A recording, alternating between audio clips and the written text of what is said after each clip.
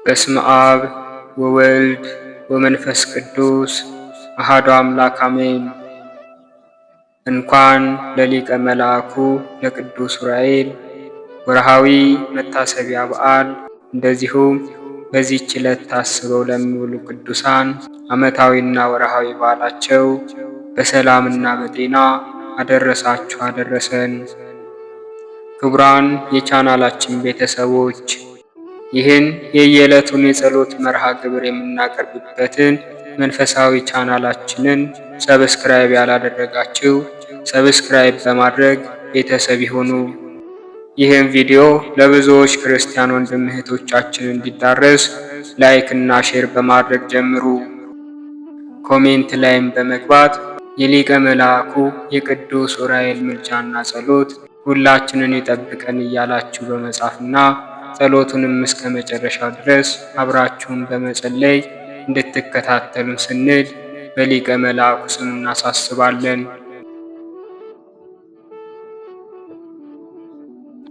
ከዚህ በመቀጠል በወርሃ ሰኔ 22 ቀን የሚጸለይ የሊቀ መልአኩ የቅዱስ ዑራኤልን ድርሳንና የዕለቱን ስንክሳር እንደሚከተለው እናሰማለን። ድርሳነ ዑራኤል ዘወርሃ ሰኔ። በስመ አብ ወወልድ ወመንፈስ ቅዱስ አሐዱ አምላክ አሜን። አንድ አምላክ በሚሆን በአብ በወልድ በመንፈስ ቅዱስ ስም በእውነት እናምናለን። ልመናውና በረከቱ ለዘላለሙ ከወዳጆቹ ከሕዝበ ክርስቲያን ጋር ይሁንና በሰኔ 22 ቀን የሚነበብ የሚጸለይ የመላእክት አለቃ የቅዱስ ዑራኤል ድርሳን ይህ ነው።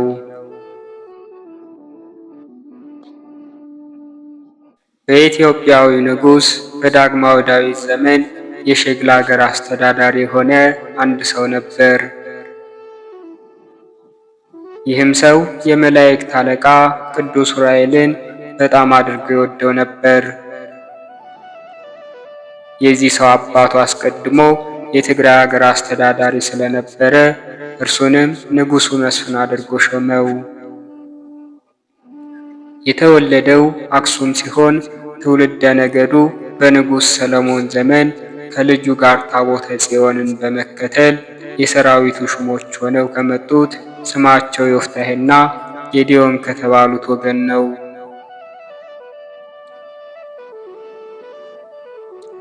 እነርሱም ንጉሡ ሰለሞን ልጁን በእናቱ ሀገር በኢትዮጵያ አንግሶ በላከው ጊዜ ከእስራኤል ልጆች ጋር አብረው የመጡ ናቸው። ስለዚህም ነገር ንጉሡ ዳግማዊ ዳዊት ይህንን መኮንን በትግራይ መሳፍንትና በመኳንንቱ ሁሉ ላይ የበላይ አለቃ አድርጎ ሾመው። ነገር ግን ይህ መኮንን ልጅ ስለሌለው መካን በመሆኑ ሁልጊዜ ወደ እግዚአብሔር ያዝንና ይተክዝ ነበር። ከዕለታት በአንድ ቀን በሸግላ ሀገር ደብረ ማህው ከምትባል ቦታ አምላክን ከወለደች ከእመቤታችን ከቅድስት ድንግል ማርያም ቤተ ክርስቲያን ውስጥ በመላእክት አለቃ በቅዱስ ዑራኤል ስዕል ፊት በጉልበቱ ብዙ ጊዜ እየሰገደ ያለቅስ ጀመር። ከዚህ በኋላ ቅድስት በምትሆን በሦስትነት ካለመኖር ወደ መኖር ሁሉን አምጥተ የፈጠርክ ትዕቢተኛውን የምታዋርድ ትሑቱን የምታከብር የመላእክት አለቃ የቅዱስ ዑራኤል አምላክ ሆይ ሁሉ ይቻልሃል፣ የሚሳንህም የለም አለ። የቅዱስ ዑራኤል ጌታ ሆይ አንተ ይቅር ባይና መሐሪ ስትሆን በኃጢአቴ ነውን? ወይንስ በተንኮሌ እኔን ባሪያህን ለምን ቸል ትለኛለህ? እኔ ዘራቸውን እንደ ሰማይ ኮከብና እንደ ባህር አሸዋ አበዛዋለሁ ስትል ለወዳጅህ ለአብርሃምና ለልጁ ለይስሐቅ ለባለሟልህ ለያዕቆብም በማይታበል ቃል ኪዳን የሰጠኸውን ቃል አስብ። አስቀድሞም ሆነ ዛሬ ፍጥረትን ሁሉ የፈጠርክ አንተ ነህ። አሁንም ጸሎቴንና ልመናዬን ስማኝ፣ የልመናዬንም ጩኸት አድምጠኝ። በእናትህ በእመቤታችን በድንግል ማርያምና ትእዛዝህን በሚጠብቅ በመልአኩ በቅዱስ ዑራኤል ብለህ ያለ አንተ ሌላ አምላክን የማያውቁ እንደ አባቶቼ እንደ እስራኤላውያን ትእዛዝን የሚሰራ ደስ የሚያሰኝህን ልጅ ስጠኝ አለ። እኔ ልጅ የለኝም፣ ጥንት በሙሴ ኦሪት ሕግና በተመረጡ በሐዋርያት ቃል ፈቃድህን የፈጸሙ የንጹሐን አባቶቼን ሹመት ለማን እሰጠዋለሁ? ዓለምን ሁሉ የፈጠርክ አንተን በመልካም አምልኮት ሆነው ፈቃድህን የፈጸሙ ከባሮች እስራኤል ልጆች ሁሉ እኔ ተለይቼ በዚህ ዓለም ብቻዬን ቀረው። ባሪያህ የምትሆን ሚስቴም ንጹሐን ከሆኑት ካህናቶች ዘር ስለሆነች እነሆ ዛሬ ጌታዬ ሆይ ትእዛዝህን የሚጠብቅ ልጅ ለዘላለሙ በማያልቀው ቸርነት ስጠን። ይህንንም ስጠኝ የምልህ ልጅ ለቤተ መቅደስ አገልጋይና በቅዱስ ወንጌል ሕግ የሚመራ እንዲሁም ሁልጊዜ በቤተ መቅደስ ውስጥ ንጹሕ መሥዋዕትን የሚያቀርብ ይሆን ዘንድ ነውና ሲል ደግሞ ተናገረ። ይህንንም የሚናገረው ሸግላ በምትባል አገር አምላክን በወለደች በእመቤታችን በድንግል ማርያም ቤተ ክርስቲያን ውስጥ የመላእክት አለቃ በሆነ በቅዱስ ዑራኤል ስዕል ፊት ቆሞ በጸሎትና በብዙ ለቅሶ በስግደትም ላይ ሆኖ ነው። ከጥቂት ቀንም በኋላ በቅዱስ ዑራኤል በስዕሉ ፊት ቆሞ ሲጸልይና ሲያለቅስ ቅዱሱ ከሰማይ ወደ እርሱ መጣ። የአምላካችንና የጌታችን የኢየሱስ ክርስቶስ ባሪያ ወዳጄ ሆይ ሰላም ላንተ ይሁን። ልመናህና ጸሎትህ በመልካም እምነት የምታደርገው ምጽዋትህም ዓለምን በያዘ በእግዚአብሔር ፊት ደረሰልህ ሲል ቅዱስ ዑራኤል ነገረው። እነሆ ሚስትህ በዚህ ሰሞን ትጸንሳለች፣ ወንድ ልጅም ትወልዳለች። እርሱም ለዓለም ሁሉ መምህርና ግሩም ከሆነ ከሲኦል ሞት በጸሎት የሚያድንና አምላክን የወለደች የእመቤታችን የድንግል ማርያም ወዳጅ የሚሆን ነው ሲል ዳግመኛ ነገረው። እንዲሁም ነገሥታትን የሚገስጽና የሃይማኖት ጠላት ለሆኑ ለከሃዲያን ጸር የሐዋርያትም የቃላቸው ሰይፍ የሚሆን ነው። ከኢትዮጵያ ምድር መናፍቆችንና ከሃዲያንን የሚያጠፋ የእውነት ካህናትን ግን የጌታችን የኢየሱስ ክርስቶስ ብርሃን ወደሆነ ወደ ቃለ ወንጌሉ በሐዋርያት ሕግ የሚመራና ስለ እግዚአብሔር ብለው ከሙሴ ጀምሮ እስከ በራኪው ልጅ እስከ ዘካርያስ ድረስ ደማቸውን ያፈሰሱ የእስራኤልን ነቢያት ትንቢታዊ ቃላቸውን የሚያስተላልፍ ነው። በዓለም ውስጥ ያሉ የእግዚአብሔር መዘምራን ካህናት ሁሉ በድርሰቱ የቃል ምስጋና እግዚአብሔርን ያመሰግኑታል። ይህም ሰው የምስራቹን ቃል በሰማ ጊዜ ፈጽሞ ደነገጠና በማድነቅ ብቻ እህል ውሃ ሳይቀምስ 3 ቀን ጾሙን አደረ። የመልኩ ውበትም በጣም ግሩም ድንቅ ሲሆን የቃሉ የሚያነጋገሩ ለዛ ወይንም ጣዕሙ ከወይን ጠጅና ከወተት ይልቅ ፈጽሞ ደስ የሚያሰኝ ነው። ከ3 ወር በኋላ የአበባው ሽታ በሚያውድበት በአበባው ወራት በጥቅምት ወር ሚስቱ ጸነሰችና ሐምሌ 7 ቀን ፍጥረቱን ሁሉ በፈጠሩ በቅድስት ሥላሴ በዓል ቀን ወንድ ልጅን ወለደች። ሕፃኑ በተወለደም ጊዜ የመላእክት አለቃ ቅዱስ ዑራኤል ወደ እናቱ መጣና በላይዋ ቆሞ በሕልም ታያት። ይህ ልጅሽ አዲስ ለሚሆን ሐዋርያት የተመረጠና እንደ ጴጥሮስና እንደ ጳውሎስ መዓዛ ሃይማኖት የጣፈጠ ነው። በንጽሕናውም የእውነት ካህናት እንደሆኑ እንደ ሳሙኤልና መልከ ጼዴቅ እንደ አሮንም ንጹሕ ነው። ስሙም ጊዮርጊስ ተብሎ ይሰየም። ጊዮርጊስ ማለት የሃይማኖት ገበሬና አምላክን የወለደች የእመቤታችን የድንግል ማርያም ወዳጅ ማለት ነው።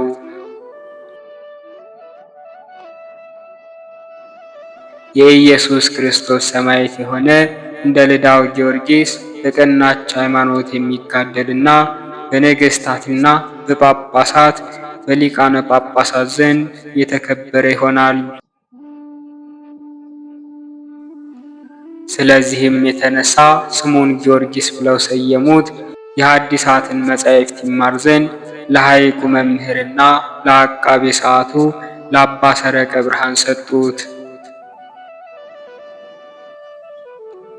የቅዱሳት መጻሕፍትን ትምህርት በጀመረ ጊዜ እስከ 7 ዓመት ድረስ የፊደልን ዘር እንኳን መለየት ስላቃተው መምህሩ መልሶ ለአባቱ ሰጠው። ይህ ልጅ ትምህርት እምቢ ስላለው ወደ አንተ መልሼዋለሁ፣ ስለዚህ እንዳንተ መስፍን ይሆን ዘንድ የንጉሥ ወታደር አድርገዋለው። አባቱም ለመምህሩ ሲመልስ እኔ ለእግዚአብሔር ካህን አገልጋይና የትእዛዙ ጠባቂ አስራት ይሆን ዘንድ ሰጥቼዋለሁ። ፈጣሪ ትምህርቱን እንዲማር ካልፈቀደለት እንደወደደ ያድርገው። እኔ አልቀበለውም፣ አንተ ልጅ አድርገው አምላኬን ያገለግል ዘንድ አንድ ጊዜ ሰጥቼዋለሁና አለው። በቃሌ እንደተናገርኩት ስዕለት ይሆነኝ ዘንድ እኔ በፊቴ እንደ ኢምንት ቆጥሬዋለሁ በማለት አልፈልገውም አለው።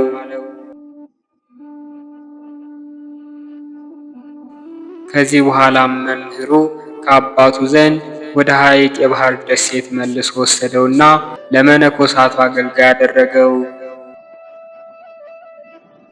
እርሱም ከቅዱሳን መነኮሳት ጋር ለበጎ ነገር መጋደልን ጀመረ።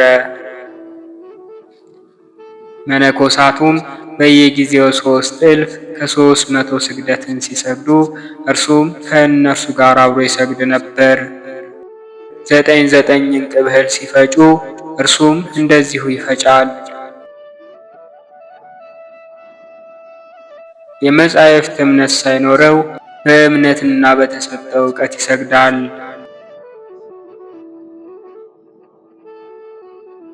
አምላክም በወለደች በእመቤታችን ድንግል ማርያም ቅድስት በምትሆን በስዕሏ ፊት ቆሞ እንደዚህ ይላታል። የአሸናፊ እግዚአብሔር እናት እመቤቴ ሆይ እኔም ባሪያሽን የባሪያሽን ልጅ ለምን ችላ ትይኛለሽ? አባቴ ለልጅሽ አስራት አድርጎ የሰጠኝ የዚያ ደብር መነኮሳትን እየረዳው ቤተ መቅደስሽን በክህነት እንዳገለግል አልነበረምን? በዚህች ገዳም እንደሚኖሩ ቅዱሳን መነኮሳት እኔም ከእነርሱ ጋር ስኖር የመጻሕፍትን ንባብ የአንቺንም ውዳሴ ምንም የማላውቅ ሆኛለሁና እንደ አባቶቼ የምድራዊ ንጉሥ ወታደር አልሆንኩ፣ ወይንም እንደዚህ እንደ ደሴቲቱ መነኮሳት መነኩሴ ያልሆንኩ። አንድ አፍታ እንደ ጥላ የሚያልፈው የዚህ ዓለም ሰዎች ፍጥረቱ ምንድነው አይበሉኝ። በመለኮቱ ባህሪ ሞት የሌለበት ስለ ብዙዎች ድህነት በሥጋ በሞተው በሕያው ልጅሽ አደራ ብዬ ተማጽኛለሁ። እመቤቴ ሆይ ከአንቺ ጋር እንደሆን በሞተ ሥጋ ወደ አንቺ ውሰጂኝ አለ። ከዕለታት በአንድ ቀን እመቤታችን በሕልሙ መጥታ የተመረጥክ ባሪያዬ ጊዮርጊስ ሆይ መጻሕፍትን የመድረስ ችሎታ ልጄ በቸርነቱ በዚህ ሰሞን ይሰጥሃልና ንጹሕ ሆነህ ጠብቅ አለችው። ዑራኤል መልአክም እንደ ዕዝራ ጽዋ ልቡናን ያጠጣህ ዘንድ ስለ አንተ ወደ ልጄ ልመና አቅርቧል ብላ ከእርሱ ተሰወረች። እርሱም በየቀኑ እልፍ ስግደትን እየሰገደ 40 ቀን ድረስ ቆየ። ከ40 ቀን በኋላ የመላእክት አለቃ ቅዱስ ዑራኤል 5 የብርሃን ጽዋዎችን ይዞ ከሰማይ መጣ። እነርሱም መጻሕፍትን የሚያስደርሱ የሕይወት መጠጥ በመሆናቸው አጠጣውና አስቀድሞ ስሙ ሆህተ ብርሃን የሚባል የምስጋና ድርሰት ደረሰ። ዳግመኛም በ150 መዝሙረ ዳዊት ቁጥር በእያንዳንዱ መዝሙር ተጨማሪ ቃላት 5 ቤት በግጥም ወይንም በስንኝ መልክ የእመቤታችን የድንግል ማርያም ሰላምታ ደረሰ። ይህንንም ቅዱሳን መዝሙረ ኢየሱስ ብለው ሰይመውታል። ሶስተኛም የመላእክትንና የነቢያትን የሐዋርያትንና የጻድቃንን የሰማዕታትንም ምስጋና ደርሶላቸዋል። አራተኛም በቀናች ሃይማኖት መጽሐፈ ብርሃን የምትባል ድርሰት ደረሰ። አምስተኛም ቃሉ ያማረ ከብሉያትና ከሐዲሳት መጻሕፍት ብዙ ቃላትን በማውጣጣት ሰላምታን ደረሰ። ስሙንም የሰዓታት ጸሎት ብሎ ሰየመው። በ22ቱ ስነ ፍጥረት ምሳሌ አድርጎ ከደረሰ በኋላ በመዓልትና በሌሊት ባሉት ሰዓታት እንዲጸልዩ አደረገ። ከዚህም በኋላ የእመቤታችን የድንግል ማርያምን ብዙ ምስጋና በ7 ቀን በ33ቱ በዓላቶቿ ልክ ደረሰና ስሙን መጽሐፈ አርጋኖን ብሎ ሰየመው።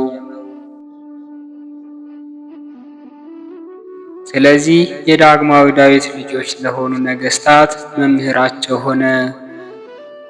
እነርሱም 8ቱ ልጆቹ ቴዎድሮስና ይስሐቅ፣ ቴዎፍሎስና እንድርያስ፣ ሀብተ ኢየሱስና ሕዝቅያስ፣ ኢሳይያስ፣ ዘርዓ ያዕቆብም ሲሆኑ እህቱ ብፅዕት የሆነች ንግሥት እሌኒም ጭምር ናቸው።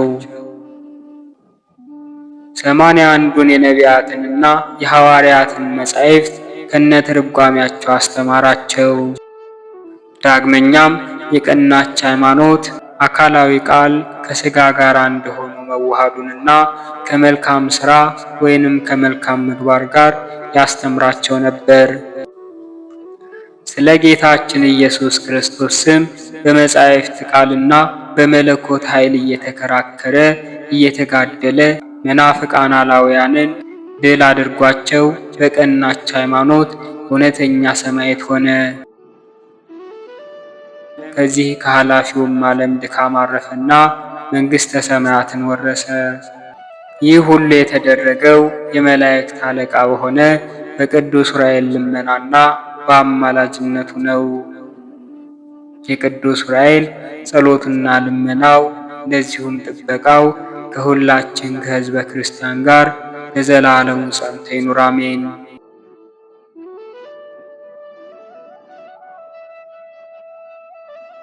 በወርሃ ሰኔ 22 ቀን የሚነበብ የስንክሳር መጽሐፍ። አንድ አምላክ በሆነ በአብ በወልድ በመንፈስ ቅዱስ ስም ሰኔ 22 በዚች ቀን የከበሩ ቅዱሳን የቆዝሞስና የድማያኖስ የእናታቸውና የወንድሞቻቸው የበዓላቸው መታሰቢያ ቤተ ክርስቲያናቸውም የከበረችበት ተአምራቸውም የተገለጠበት ነው። እነሆ ዜናቸውን ኅዳር 22 ቀን ላይ ጽፈናል። በረከታቸው ከእኛ ጋር ትኑር ለዘላለሙ አሜን።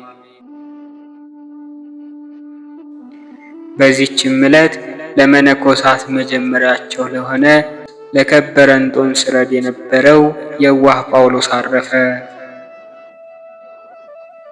ይህም ጳውሎስ በረኸኛና እጅግ የዋህ ነበረ። ደም ግባቷ ውብ ስራዋ ግን ክፉ የሆነ ሚስት አገባ። ከእርሱም ልጆችን ወለደች። በአንዲትም ቀን ከእርሻው በተመለሰ ጊዜ ከአገልጋዩ ጋር ስታመነዝር አገኛት። ባያቸውም ጊዜ ሳቀ። ያንንም ሎሌውን ከልጆቿ ከቤቷና ከንብረቷ ጋር ውሰዳት፣ እኔ ምንም አላዝንም፣ እግዚአብሔርም ወደ ፈቀደልኝ ይሄዳለሁ አለው። ከዚህም በኋላ ወጥቶ ወደ አባ እንጦንስ ሄዶ የምንኩስና ልብስ ለበሰ። የአባ እንጦንስንም ሥራ ተከተለ። በደዌያትና በሰይጣናት ላይ ጸጋና ኃይል እስከተሰጠው ድረስ በጾምና በጸሎት ተጋደለ።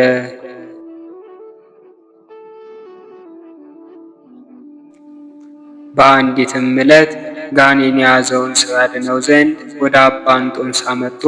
አባ እንጦንስም ይፈውሰው ዘንድ ረዱ ጳውሊን አዘዘው። ጳውሊም ጋኔን የያዘውን ሰው ወስዶ አባቴ እንጦንስ ውጣ ይልሃል አለው። ሰይጣኑ ግን መውጣትን እምቢ አለ። እርሱንም እንጦንስንም ተሳደበ። ጳውሊም ካልወጣህስ ለእንጦንስ ነግረዋለሁ፣ እንደሚቀጣህም ታያለህ አለው። ይህንንም ብሎ በቀትር ጊዜ ወጥቶ ፀሐይ ባጋለው ደንጊያ ላይ ቆሞ ይህ ጋኔን ያደረበት ሰው እስከሚድን ድረስ ከዚህ ዓለት እንዳልወርድ እንዳልበላና እንዳልጠጣ ሕያው እግዚአብሔርም ብሎ ማለ።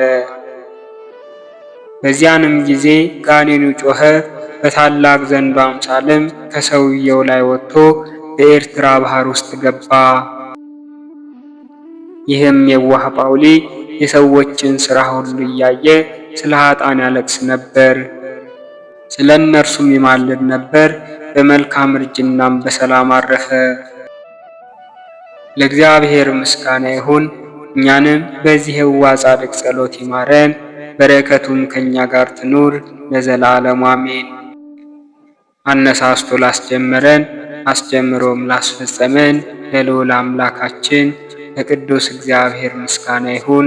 የከበረ መልአክ ሊቀ መላእክቱ ቅዱስ ዑራኤልም ጥበቃና ምልጃው እንዲሁም በረከቱ ከእኛ ጋር ይሁን አሜን። ወስብሐት ለእግዚአብሔር ወለወላዲቱ ድንግል ወለመስቀሉ ክቡር። ይቆየን።